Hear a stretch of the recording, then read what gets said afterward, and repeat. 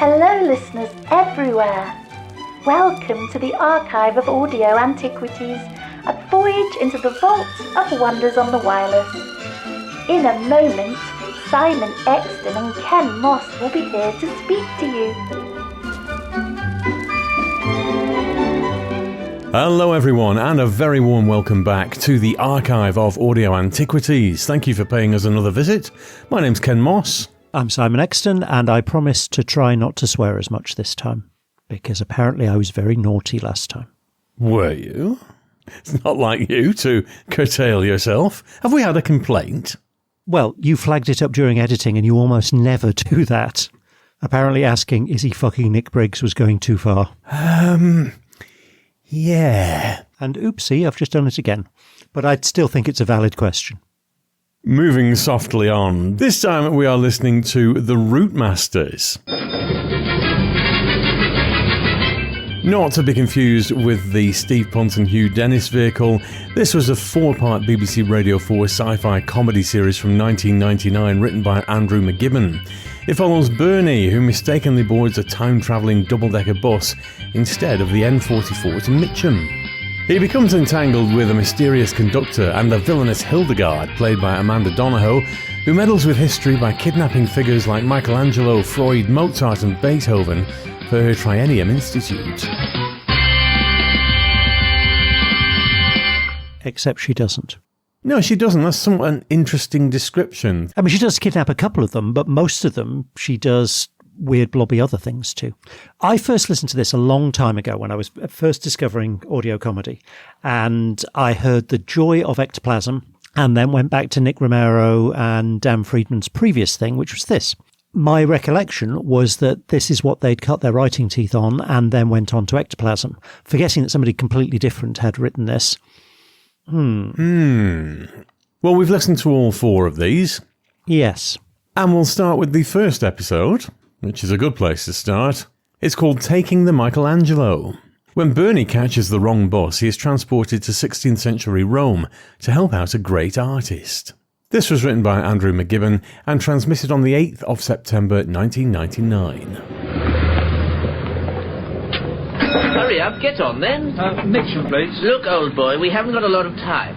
If we miss this breach in the spatial netting, we'll be stuck here for goodness knows how long, waiting for another one. And then 3,000 will come along inside out. Look, is this the night bus to Mitcham? Well, Is it a special or something? You could say that, Where's yes. this bus going? Don't stand on that. On what? That. Oh, right. Look, I think I must be on the wrong bus. I'll just get out now. Wait a minute. What's happened to the door? It's gone. For your own safety. My own safety? Look, will you please let me off this thing? That would be most unusual. I would prefer if you got off at the next stop. The next stop? Where's that going to be? More like, when's that going to be? I'd rather hope to have had more out of the interpolator by now. What's an interpolator? Well, think of it as a... Well, look, you're the one who's come to repair it, Bernie. Look, I'll help you get the back off. It's very simple. How do you know my name? Who are you? Oh, well, that's easy.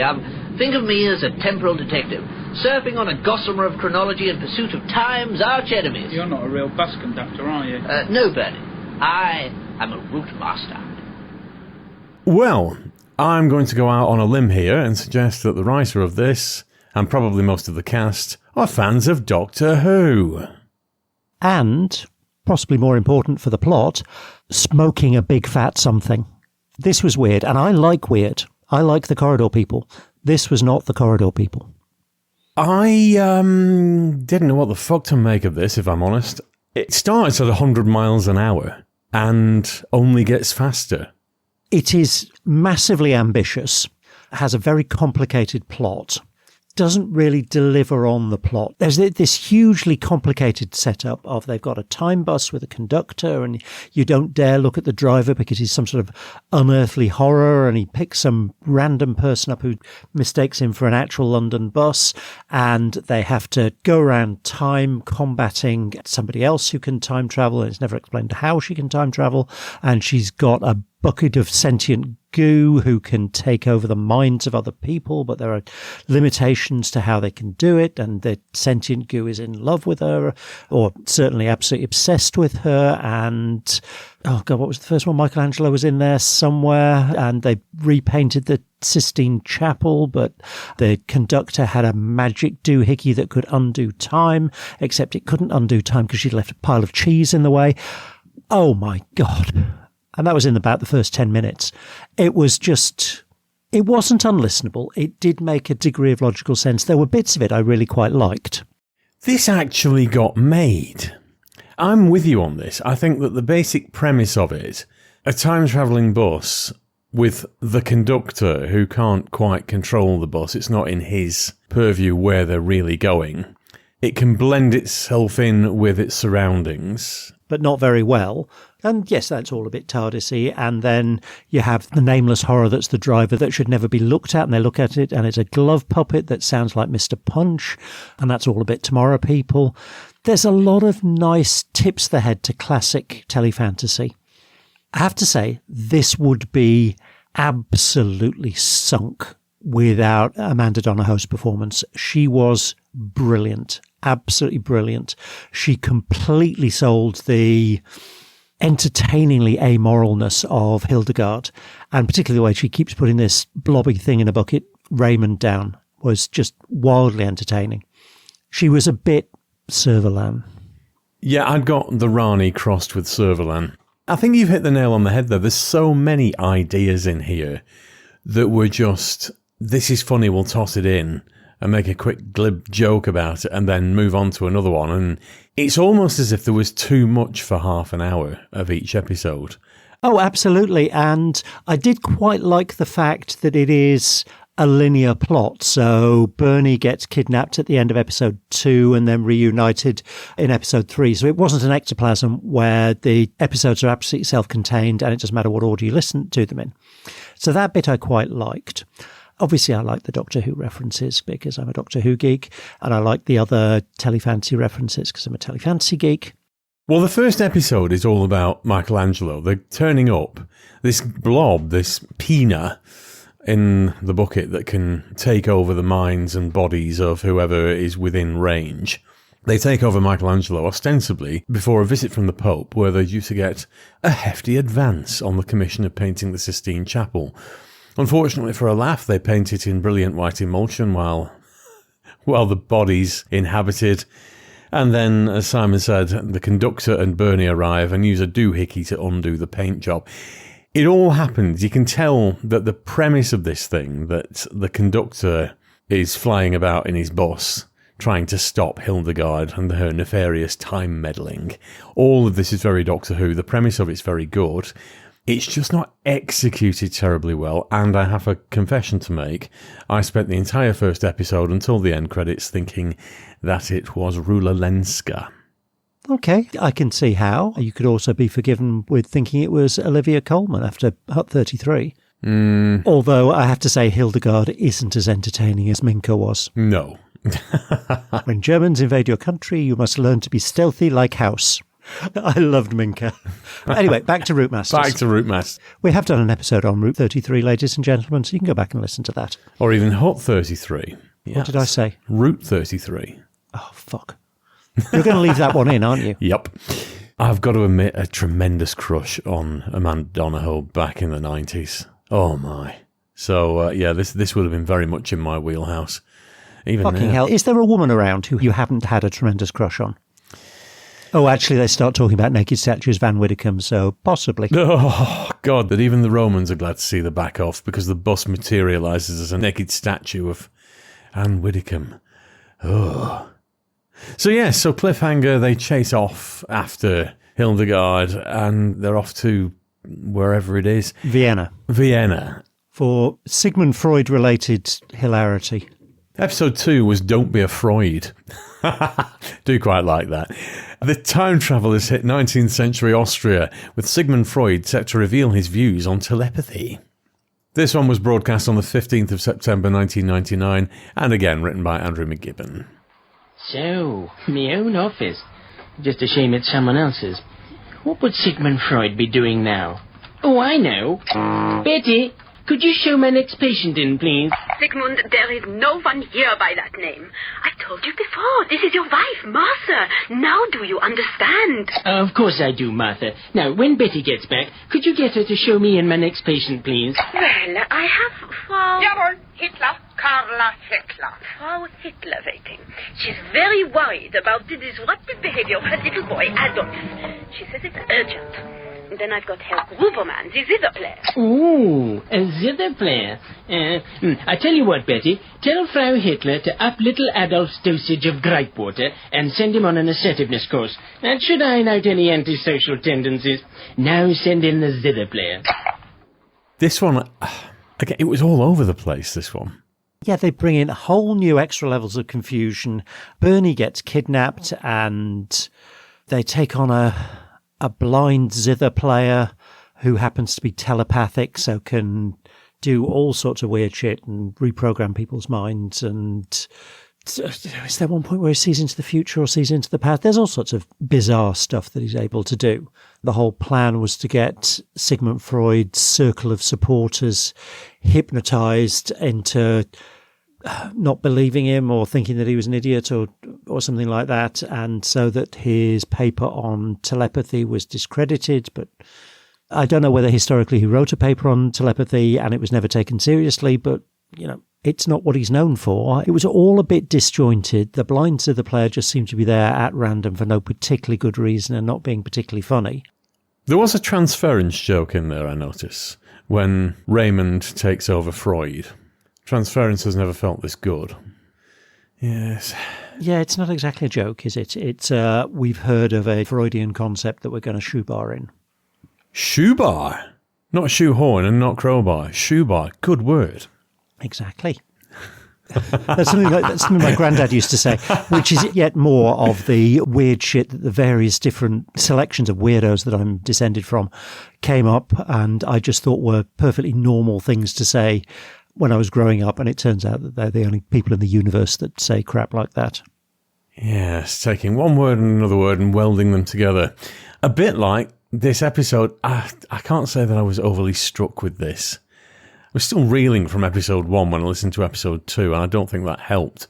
But hearing these a week apart, who were these aimed at? They're fucking mental. Stoned students who like Doctor Who. That's who this was aimed at. In 1999. Anyway, moving on. Episode 3 was on the buses. Bernie is kidnapped by Hildegard and then escapes to the 24th century. This was broadcast on the 22nd of September 1999. How much longer do you intend to keep me tied up? I'm so sorry, Bernie. I don't want to keep you imprisoned here. I simply have no option. But then, I'm a prisoner here too, you know. This is hardly a prison, Hildegard. Hildegard, what are you doing? Oh, stop blubbing, you jellied macro follicle, and let me get on. How can you seduce him right in front of me? Well, because I thought you might like to watch. Oh, well, that's different. For a moment, then, I thought I was experiencing the first flushes of deep, penetrating jealousy. Well, I just want to make you happy. Yeah. Bernie? Yeah, what? You really are something, Hildegard. Don't you want to see the real woman underneath all these tight, restricting clothes? Oh, yeah, I'd love to. I mean, no, I wouldn't. Oh, go on, Bernie. I'll untie your knots if you promise to be a good boy. Raymond, monitor the controls for me. Where are you going? I'm going to entertain our guest. But you said I could watch. No, I said you could watch me seduce him. Now get back to the controls or I'll be forced to perforate your treacle vat. Come along, Bernie. Now, you want proper mental. This one's all over the shop. Because basically the setting is on the 2 time vehicles and it bounces backwards and forwards and then forward in time to 22 something or other, which is not the 24th century. And it's constantly referred to as that throughout. Yeah, but Doctor Who was continually fucking up its naming conventions, so we'll regard that as a deliberate homage rather than a fuck up. Yeah. Sophie Aldred's in this one. And the next one. Yeah. And she's one of the best things in it. Yeah, despite being bloody annoying. Because they've given her a curious mode of speech that is supposed to be futuristic. It does annoy the fuck out of everybody, but it goes on way too long. Oh, and that whole joke about how they have a translator that they can use, but it gets stuck on poodle. Yeah, that was a joke that went on way, way too long. There's just too much hurled in here that has the potential to be funny, but it's like Paul Mars meets Douglas Adams. Fucking isn't. Yeah, but that's not a good thing. Can you imagine those two? Yes, because Douglas Adams had a massive amount of talent and Paul Mars has a massive amount of ego. Douglas Adams would have slapped him down and out the door and just carried on and sorted it all out himself. It's like Paul Mars meets Christopher Biggins. That's more his level. And actually, that combination, you'd probably get something quite like this, where on one level it's absolutely puerile, and on another level it's derivative and pretentious. By this point, I can't say I was enjoying it. I was listening to it purely because we were doing this podcast, if I'm honest. I'd listened to it before about 20 years ago. This was one of a whole load that I listened to when I was at medical school. And then I listened to it again for this. And there is one section that I've listened to about 5 times, but we'll come on to that later. Well, rounding it off is episode 4, which is Wolfie and Beatty. Hildegard wants to make music, while Bernie finds out who or what is driving the bus. This rounded the series off. It was broadcast on the 29th of September 1999 on BBC Radio 4. If you insist, then I suppose I have no choice but to show you the driver. I warn you, however, you may never recover from the trauma. Driver, show yourself. Oh, Mark, Doctor, what's happening? I warned you, Bernie. Doctor, I don't believe it. Yes, Bernie. It's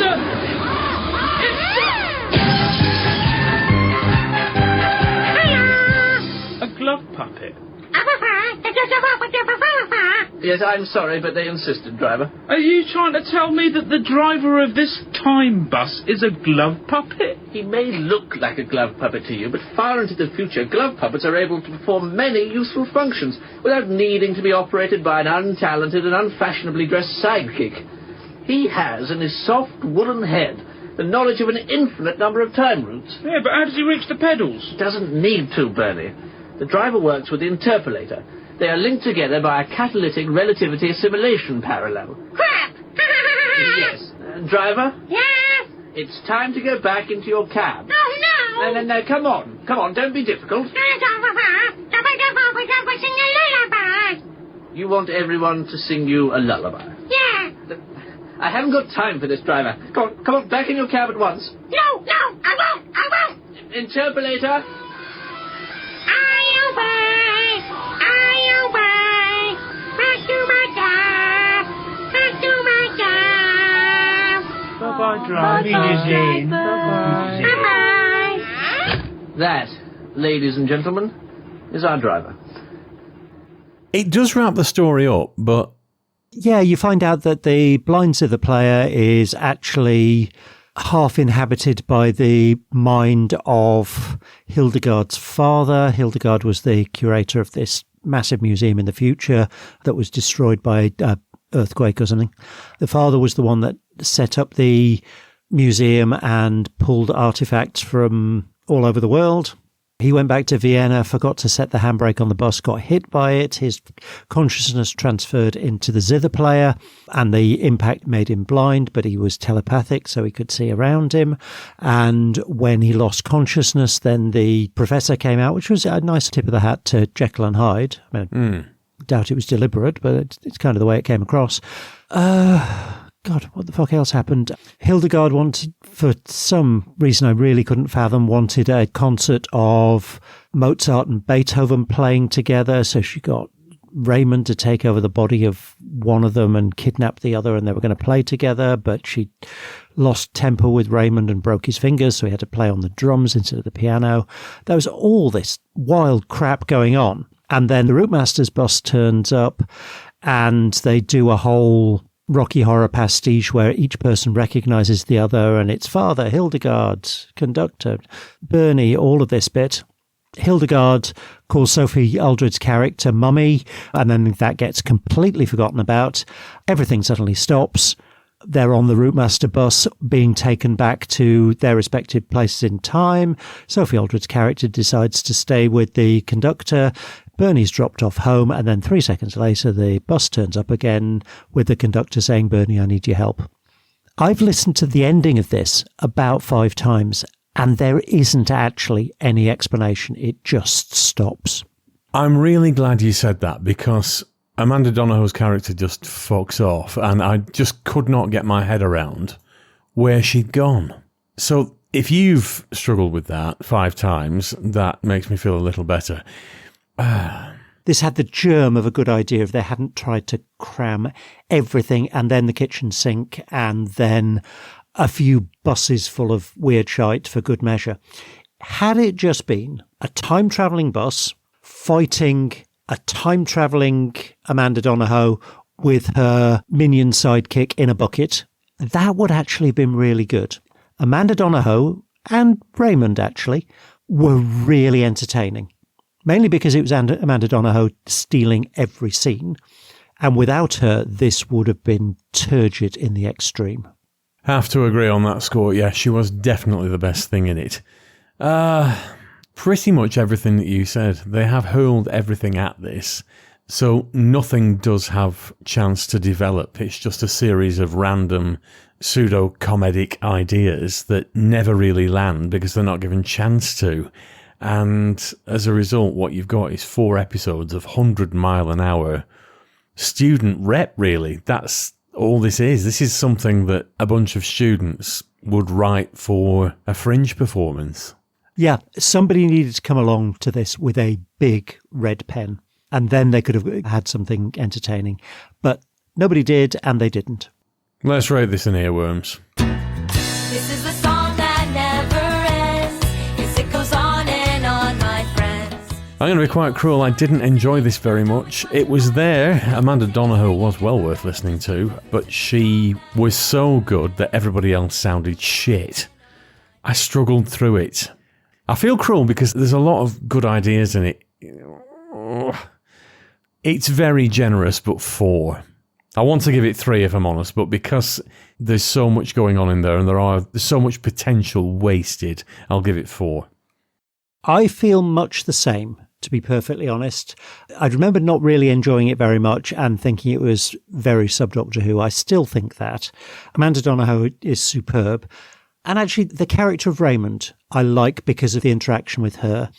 The conductor I could quite cheerfully have chucked under a bus, a real one. Bernie was nothing. Sophie Aldred's character had potential, but the linguistic barrier was just insurmountable. I've been torn between a 3 and a 4, but having listed the few positives, of which I think there are 3, and all the negatives, I'm going to give it a 3. I didn't really enjoy this. Dan Friedman and Nick Romero go on to much better things. Sophie Aldred is better than this. Amanda Donahoe is a million times better than this and is the making of what little good there is in here. Yeah, not keen. 3. And they'll continue singing it forever just because. It's time to listen to something homegrown. It's Podcast of the Week.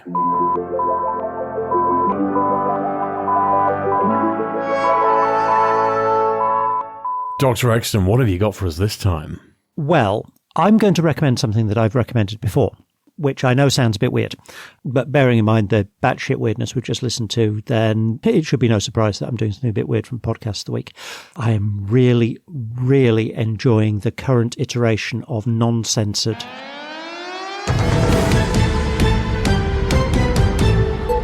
The reason I'm recommending it is because I'm listening to a load of episodes at the moment and it has really stepped up from last time I recommended it.